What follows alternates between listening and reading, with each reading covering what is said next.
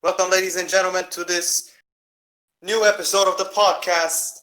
And I'm going to be joined here today by the one and only, the Archer himself, and the man who has the channel of New Age Wrestling, the Archer himself, Sean Cass. What's up, Christy, man? Thanks for that, intro. Everybody subscribe to New Age. No problem, with pleasure. How are you doing today, man? How you feel? Just woke up, but gotta get this done, man. I know, I get it, and let's get this show underway. Where was the moment when you felt like this is gonna be something special for you? Like the time that you felt like Sean Cass is gonna be big, not only in this community but in the wrestling business as general. Well, as a kid, I'd always, want to be that guy. I mean, I wanted to be a wrestler like that. So as soon as I started, I didn't know I didn't think I was gonna be on top as at the beginning, but I knew I'd somehow work my way up there to the top because I know I could be that good one day. I understand, man. It's a very nice dream you have. It's an amazing thing, and you really have improved a lot since joining this community. Being a guy who has been on the first ever FTW episode, also being the first ever television champion. Yeah, let's talk about that title. How you felt about being the first television champion and what that title means to you? What can I say? Like, that's my first title I ever won in this community. It means the world to me. Like, if I never get a chance to win any other title, I'll win that title as many times as I could, but it's retired now. So, That would be something, seeing you retire in your prime, not even before the prime, you know? couldn't do it. Can't leave this business alone. Haven't even captured the world title yet. I mean, yeah, it's a very big task you want to have to win the world championship, and I know you have the potential to win it one day. I have the potential. I'm just waiting on the right moment. I mean, you are the Mr. Money in the Bank and everything. You still have that briefcase, and you can cash it in whenever you want.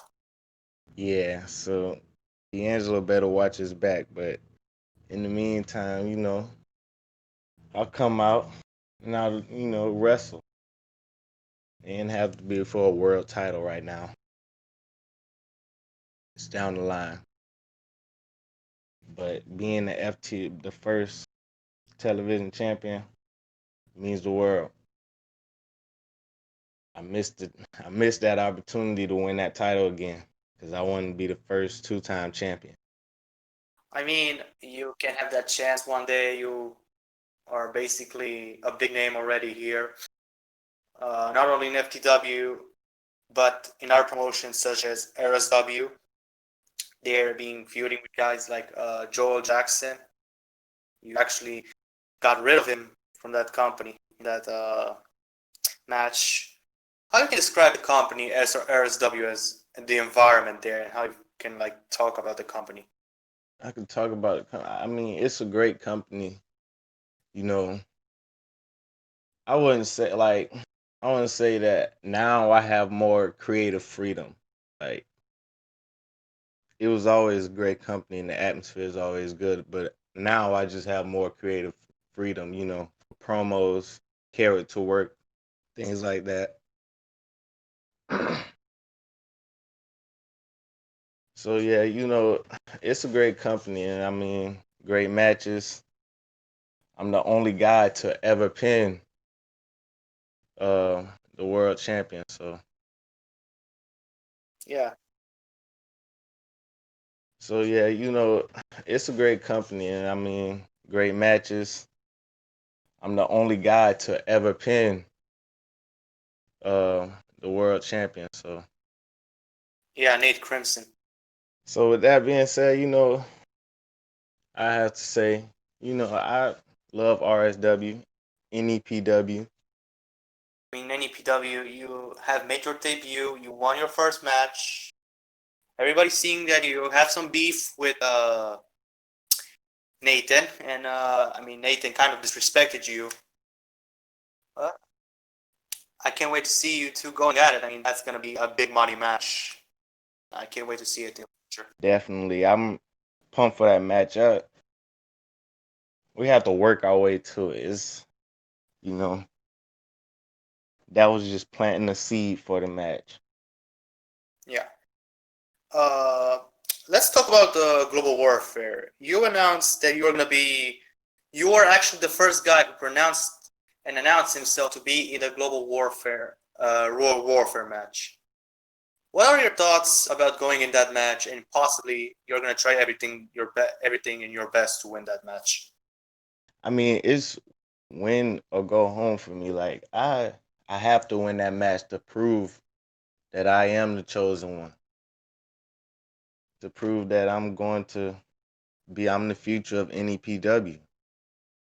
You're not Drew McIntyre, to be the chosen one. That's not the gimmick, but I'm handpicking by the real Nate Dogg. Yeah, I know what you mean. I mean, he said you're gonna be the next big thing in NEPW. The next big thing. I'm not Brock Lesnar either. Yeah. Oh my god. That gimmick, man, they had with him. Jeez. No, yeah. I mean, you have to bring your shit to the next level if you want to make it here. Everybody's stepping to their games. They're improving every single week. Workouts, going to the gym. I want to say that I feel like Strickland is the most improved. I have to agree with you. Strickland, since the day he came in FTW, I mean, at first he was kind of sloppy and he was a little bit stiff. I have to say, but over time, Yeah, Lil Green. yeah, he improved over the time. I think after Sacrifice, he started to improve because that match was a big match for him. Was actually the six pack challenge for the world title. You were there as well. You actually eliminated him. Yep. Uh, but I think in that match he finally improved and proved me something that I didn't believe at first because when I brought him to the company as a guy who's gonna be wrestling in my company, because I still remember when he texted me actually on the YouTube channel. He told me if I could be a part of this, and I said no problem. You just have to send me the Discord and everything. And we're gonna talk business because I'm a guy that if somebody wants to join this company, they can write to me and I'll basically just talk with them any way possible, Messenger or WhatsApp or Instagram, whatever. I'll talk with them and I'll make the most of it to make them on the show. But Strickland, yeah, has improved a lot. Improved a lot. I mean, at first he was, trying to find himself within gimmicks. And then, Jeez. I mean, D. Malenko was the guy with the man with 1,000 holes, but yeah, he was the man with 1,000 gimmicks. The Dead Warrant, the superstar, the killer of the world right now. Killer of the world. the, the responder. The responder, yeah. Jesus Christ. Oh man. Sometimes I don't want to take a piss of the guy because he's a cool guy. I have to say, but he's been a guy who's yeah. He hasn't been much with the gimmicks. Not really. I mean, most of us have one gimmick. He has like 1,000 gimmicks, and we have one each. Like, actually, me and Max talked about this because on the last episode, the first ever episode, about the guys who had multiple gimmicks and characters in one in show, and they had another one in the other show. Like when I said about Max, he was a heel in professional line, and in APW he was a face. And I asked him uh, that it was hard for him to keep the both sides, like they keep the heel thing and the face thing. And we brought your name, because you have the character that just can be played either as a face or a heel. That's the thing with you. You have the archer, and you can be basically anything: heel, face, tweener. babyface, whatever, but you can pull it off. Can you agree with that? I mean, you agree with this point? Yeah, I mean, I can agree with that because in WWE, I was, uh, what, in NXT, I was a heel, but fans cheer me as a face sometimes.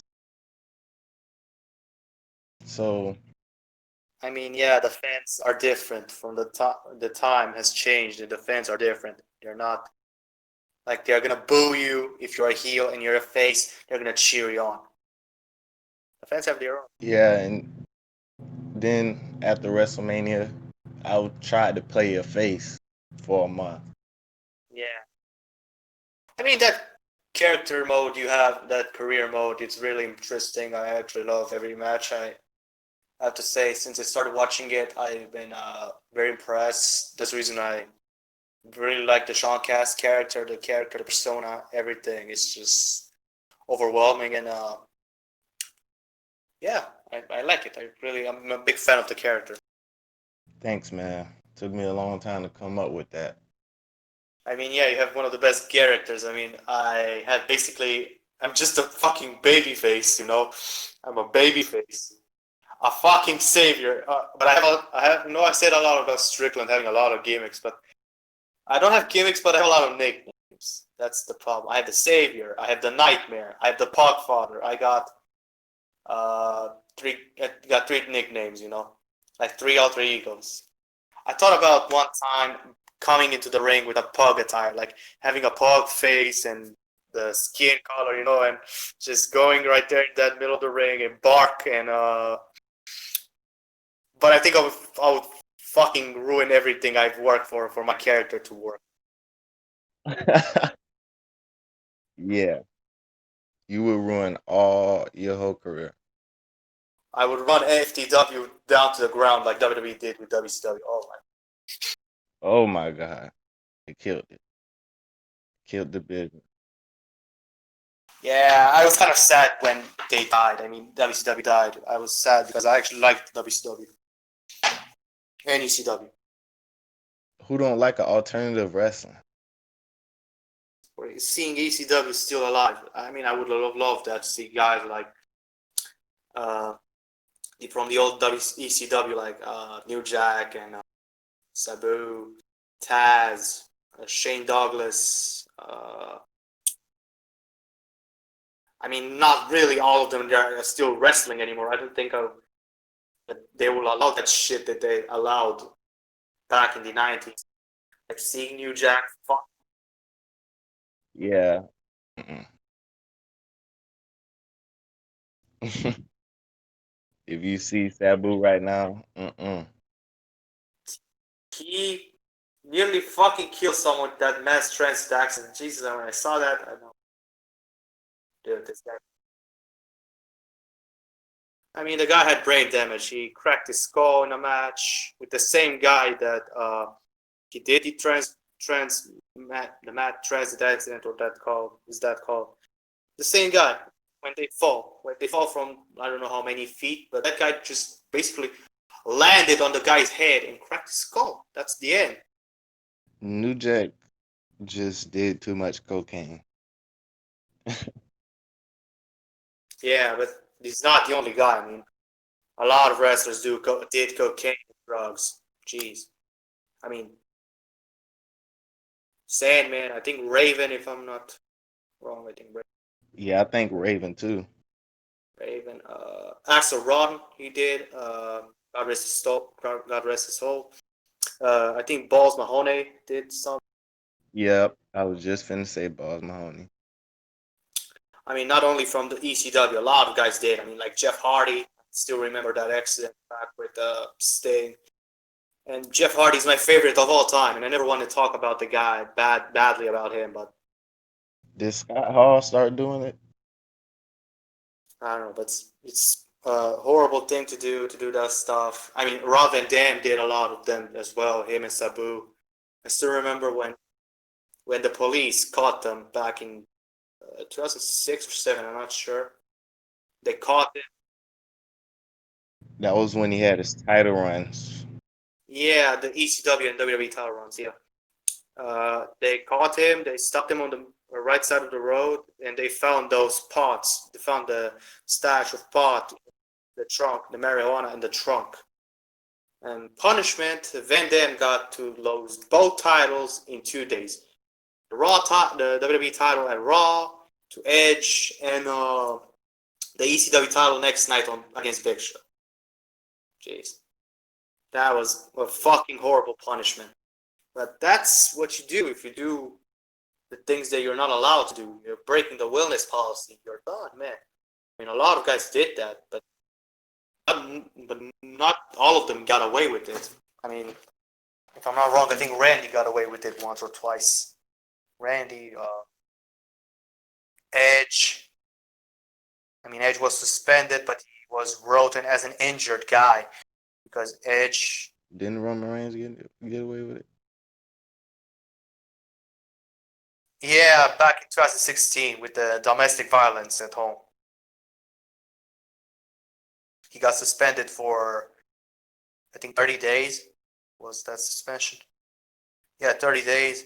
And that's the thing. Reigns, for domestic violence, he got 30 days as a suspension. And Titus O'Neil, when he made a joke, like dragging Vince, to let Stephanie walk away first, he got a 60-day suspension. Vince protects his big stars, man. Got to protect the investment. Yeah, man. I mean, no offense, Roman Reigns is one of the best wrestlers I've ever seen, but WWE tried to push him so hard, giving him how many WrestleMania main events? I think 4 or 5. Four. Because WrestleMania 35 he didn't main event it, and 36 he was not even competing. So the guy had 4 WrestleMania main events. 4 in 4 years. Yeah, WrestleMania 31, 32, 33, and 34. All of them in a row. And I think 2 of the main events are wins and 2 of them are losses. I still remember he beat Triple H and Undertaker, and he lost to Lesnar twice. I mean, once to Rollins and once to Lesnar. I mean, Rollins did the best thing I have ever seen in my whole life. Seeing the first match. The greatest Money in the Bank cash in ever. Yeah, WrestleMania. Nobody ever did that. I mean, there were possibilities like Edge would have cashed in when he won it the first time, or Daniel Bryan, Bryan could have done the better thing to cash in at WrestleMania instead of losing that title in 18 seconds to Sheamus. Oh my! Still to this day, I'm laughing my ass off when I see that match not because he got pinned, but the way when he was pinned, he's moving that leg. He's trying to kick out, but he can't. He's like a dog with rabies. He's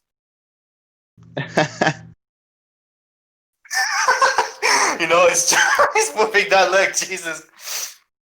And I was like, dude, what the fuck? And that's the thing. Supposedly, when a girl kisses you, it means good luck or something. But when AJ kissed him, that was the most horrible thing that could have happened to him. Got his ass bro kicked. Got his head knocked off. The bro kick, 1, 2, 3, 18 seconds later, Sheamus is the world champion. And I was like, I watched that match. I was like, why did we have a build to this? I don't know, man, but I mean, it's not the shortest match of WrestleMania for the world title. I think Kane still got that record with 8 seconds on Chavo. Man, I mean, that was kind of cool, but somehow stupid because Chavo was the ECW champion. Earlier that night was a battle royal for a chance to fight the ECW champion. Seeing Kane just going back from under the ring to get Chavo with the chokeslam, that was kind of stupid because especially since the next month at Backlash they fought in a hard-fought contest, which meant like Chavo could actually put a fight to Kane. That's what's so crazy. That finish didn't make sense if Chavo could actually put up a fight to him. Yeah, and that stable, La Familia. I think Hawkins and Ryder were there. That bald bastard who I don't remember. I think Snitsky, not Snitsky. Who the fuck was that? Was it Vito? I don't know. I think Vito was released actually in 2007. Oh, but man, you reminded me of Vito. Oh my god. That guy wore a fucking dress in the. Oh my god. And he was taking that character too far, man. He was actually wearing it in the fucking public places. He was going shopping in a dress. He was going somewhere in town in a dress, and I was like, Gotta keep kayfabe. and then I realized wrestling is fake. And plus the time when Batista got that push from Henry, that moment I realized the wrestling is fake. Man, I found out wrestling was fake. Well, not even fake, worked or predetermined from my brother. Killed it. But that didn't make me stop like I mean, you don't have to stop just because watching this is fake. I mean, yeah, it's fake. You don't expect the guys to punch themselves in the mouth and doing everything.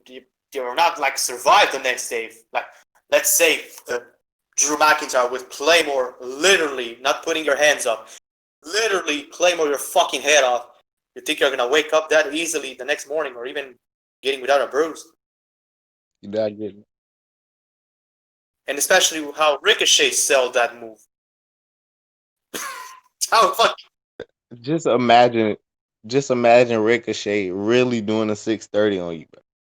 I mean, he kind of does, but he's putting his hands on his back of his neck before, and the guy's putting his arms to cover a little bit of the body. Of course, it's not gonna be a much like taking that big of a risk. Like when Low Key was performing that foot stomp, when he was performing that guy was basically an idiot. Not because he was doing it, but he put too much force into it. Too much force, and you could basically feel like you're stabbing, and like someone said in a video, you're like practically stabbed in the chest when somebody does that stomp with that much force. Not he wanted to make it look too good. Yeah, but I mean, a lot of guys made it look better, and they don't need to like put a lot of pressure and force, and like look like Balor does that stomp. I was just finna say that.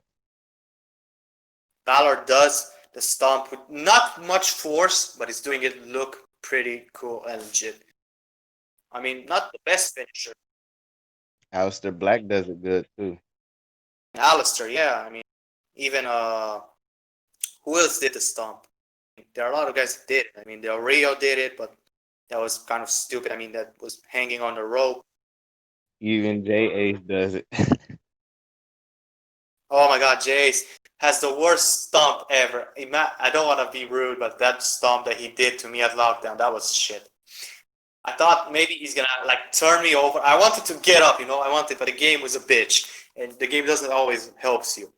And I wanted to like get up, and he would stomp my neck. I would take that fucking bump on the exposed ring mat, because it was wood, under the ring. It's wooden, and I would like basically, yeah, I would take it. I said to him, he was like, "Are you sure you're gonna want to take this spot?" And I said, "Yeah, I'm gonna take this spot. I don't have a mind. I mean, I could have risked permanent injuries, but I said, fuck it, I'm gonna take it." I mean, I really wanted to do the spade stomp, that stomp that he has from the top of the cage, but the cage, he was always failing. I tried. That's the reason I didn't put any of those stuff, the botches. He always fell from the cage, or when I do it, I'm getting up, and I got so pissed off with that shit, and fuck it, I'm gonna do it from the top rope on an exposed wooden part of the ring. That was great addition to the match, really. I wouldn't expect that. Man, I told you the match is gonna be fucking brutal. I was not lying. I was not. The match was more than fucking brutal. Y'all was dripped in fucking blood, bro. Dude, but the only worst thing I did was the fucking top tax. I made that so fucking big.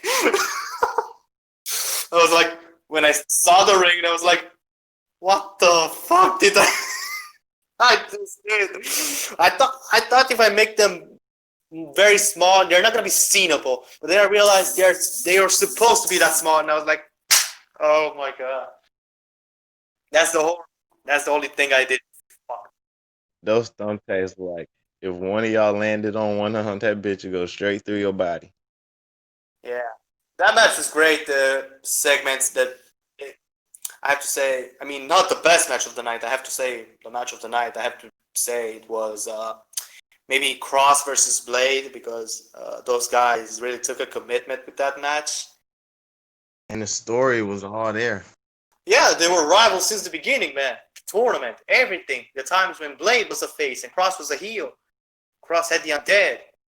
Blade was. Great story behind that match. Great story behind you and Jay Ace's match. Oh my god, me and Jace had the match because we are rivals for about 4 months now. Like when he betrayed me and everything. We did the promo. I did most of the promo. I mean, Atlas helped me a little bit with some DWF images and stuff that he sent me. But the rest I did. I, I thought about putting some voice acting, like seeing, like at the beginning, or like seeing, I'll see you in hell, brother, and everything. And he was like saying, stuff like that. But then I thought, no, actually let the song and everything and just go like that.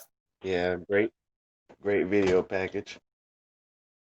I don't know, but the match was great. I thought about everything. I thought about making Alfonso a heel. I mean, the guy is his son, after all, is his own kid. And I made the story like, they are gonna play this all along. All them four aces, they tricked not only me but the fans, and I felt like an idiot for it. I got betrayed once again, and yeah, there was a story. He hit me with a chair. He was pretending to hit his own father, turning his back. Bam! Hit me in the head with a fucking chair, busting me open even more. And yeah, just a finish. That's you being that's what you get for being such a good guy, Christy. Yeah, I should turn heel one day. Jeez, I'll have to turn one. Yeah, but the boys, no one sees me as a heel. No, Max said I'll never turn heel. Max said I'll never fucking turn heel. It's just not me. He cannot imagine that. No, nobody can. Maybe not in his promotion, but who knows, man? That a heel turn for you could be a good thing. I mean, I could, but I have to be honest. I don't think I could play the heel thing that great because I'm used to play the good guy and the babyface and the promos and everything I do with emotions. If I have to be a heel guy, I have to just like don't give a shit what I say and everything. That's the heel thing. You're not gonna be killing yourself for a promo or a match. I have a promo tomorrow on RSW. Try to pour out my emotion. Yeah. By the way, how's PWL going? PWL, I mean, it's not really on hold. It's just I was in the hospital. I was supposed to make it, but I mean, man, you got time. No one is rushing you. Where basically I'm taking a break right now as well until the new arena is finished. I said the new era is coming, and I'm not joking. yeah, I have two main event titles and two mid card titles. The IC title, I saw it. It's an amazing title looking. I like the red strap. Kind of gives me some TNT Championship vibes, I have to say. Really, it kind of gives me that vibe, as they have that red strap, but they finally finished that title, and it's having the gold centerpieces, like side plates and But you bringing back, you revived the big gold belt. time. I mean, there are a lot of designs.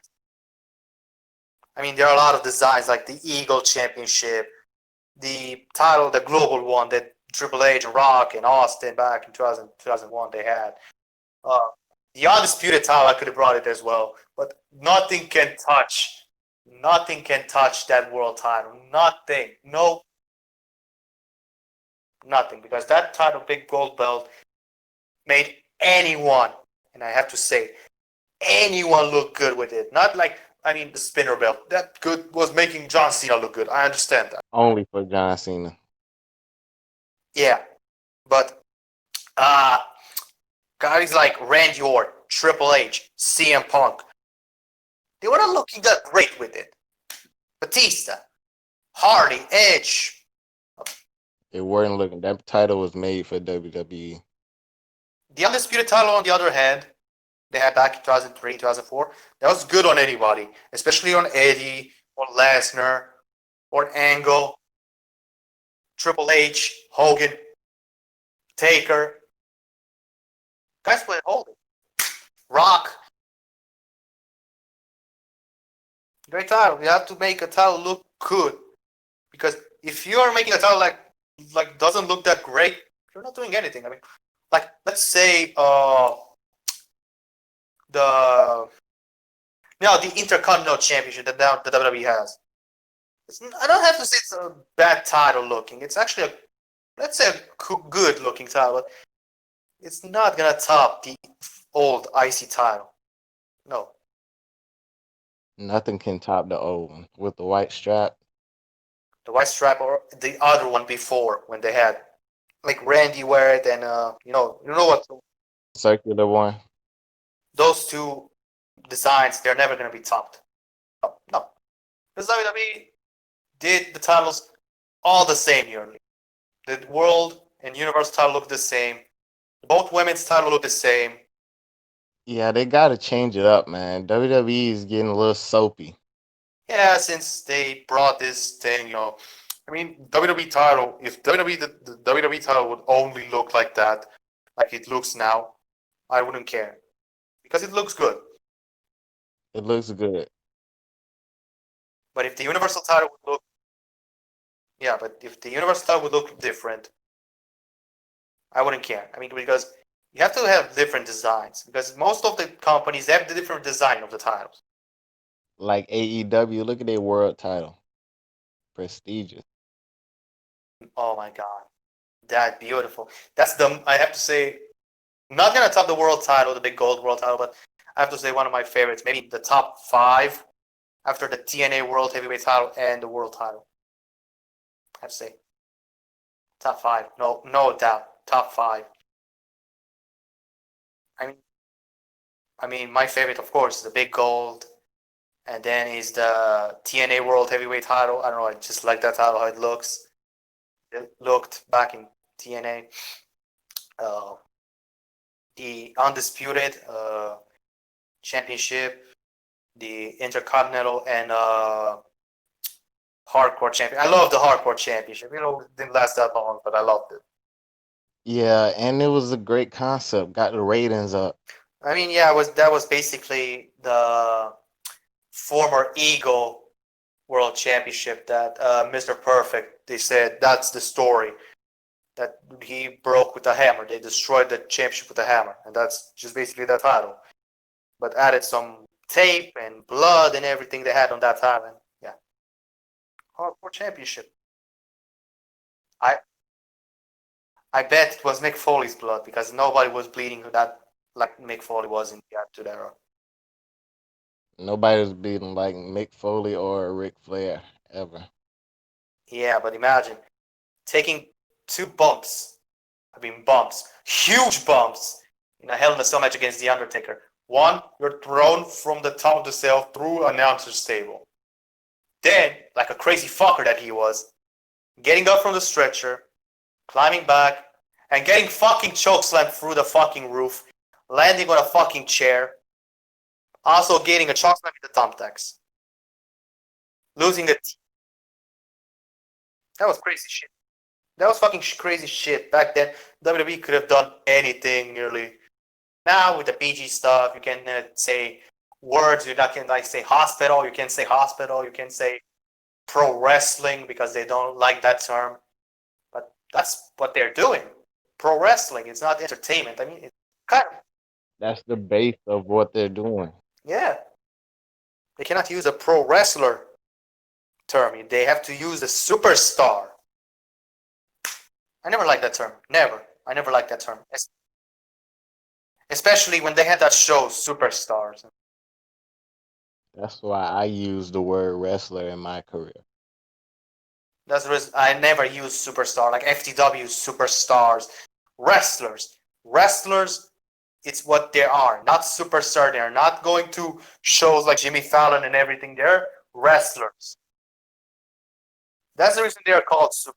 That's the reason they are called superstars because they're making appearances on shows, movies, and everything. That's the reason they're called superstars, not pro wrestlers. I mean, yeah, you can go and make movies like Cena, Miz, Rock, Ambrose, a lot of guys, Triple H, Kane, did. You have, like, but that's the downfall if you are a wrestler. If you're a wrestler and you want to keep that, you don't have to go to Hollywood because that's basically what's going to kill your career. I mean, not killing it in the bad, but it's just going to shorten your run as a professional wrestler.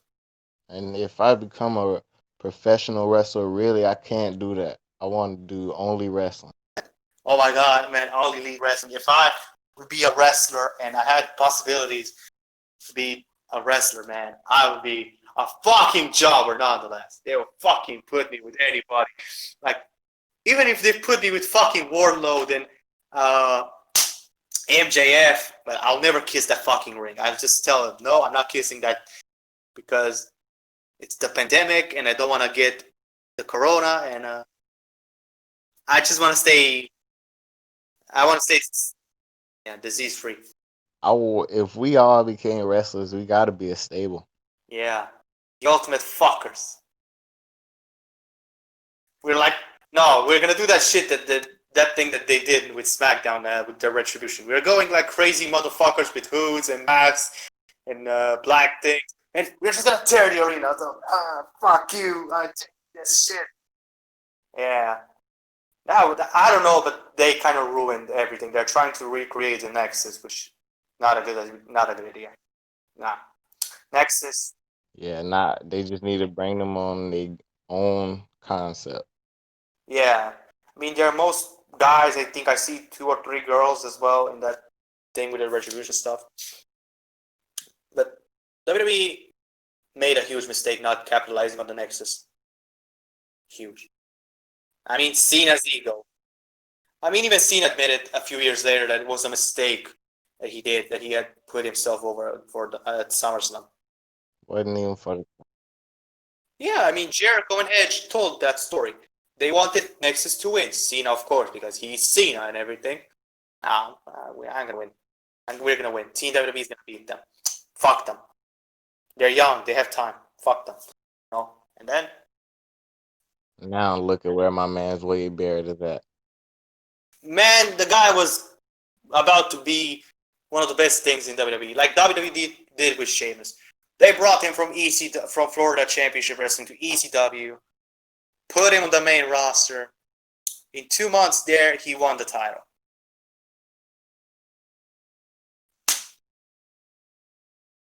And he went to have 4 world titles. How many tag titles? I think 5 tag titles with Cesaro.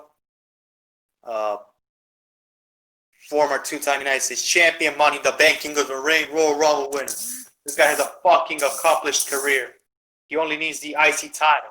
He has a good ass career. Good ass career. Sheamus, that's the reason he's not leaving. I know he's been in that story thing with. Plus, he's a WWE guy, and I don't see him anywhere else going. Like, I mean, nah. I mean, I knew Zack Ryder one day would leave WWE because the treatment that he got there. No, I wanted him to leave. me too. When I saw, I mean, I have to say I got a little bit hopes up when I saw him winning the titles with Hawkins again last year.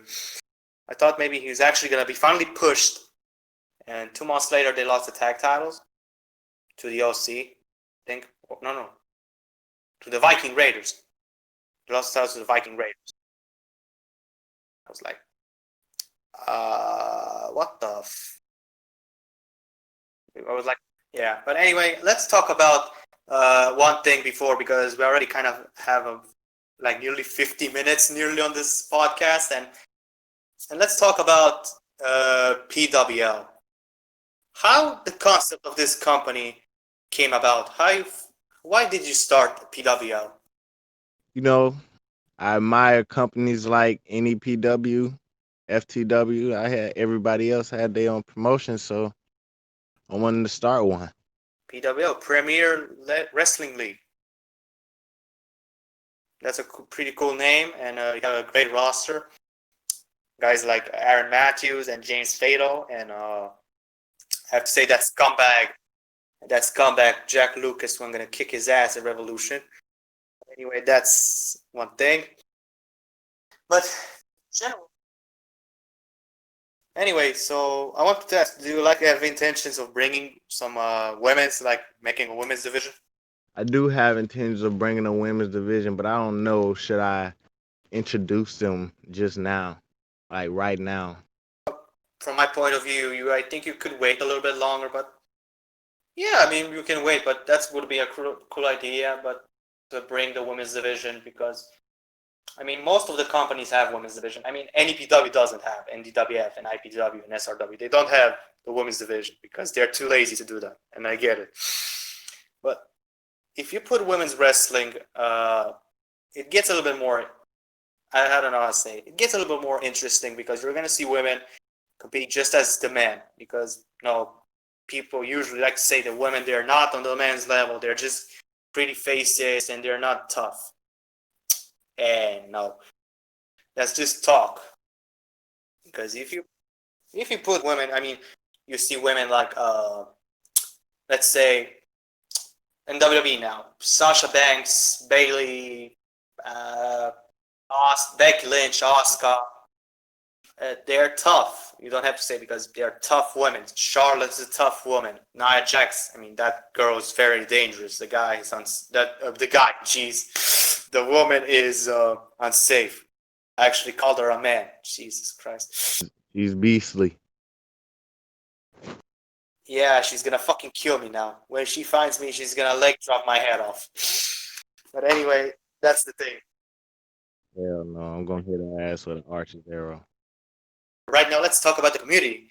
You have women like Tesla Vendetta, Eve Heron, Jin Cruz, Bella J, Princess Bea, Becky Lane. You have so many women that are wrestling their asses off. Shauna, especially Shauna, improved a lot since the new era in professional line. You know, Sean Cass's sister is a wrestler, so Who's your sister? I don't know her name yet. Oh, cool. You have a sister, but you don't know his name. Cool. Oh man, now you really. Ah. No, I have to career it though. Okay, man. But anyway, it was a good time. It's that all the time. Sadly, we have. It was a hell of a time. I had a good blast with you, man, and I wish. Yeah. Well, anyway, that's the end of the second episode. I'm glad you've been here. It was a pleasure to have you, Cass. Thank you for having me on the show. With pleasure, and see you guys next time. See ya. See you guys next time, man.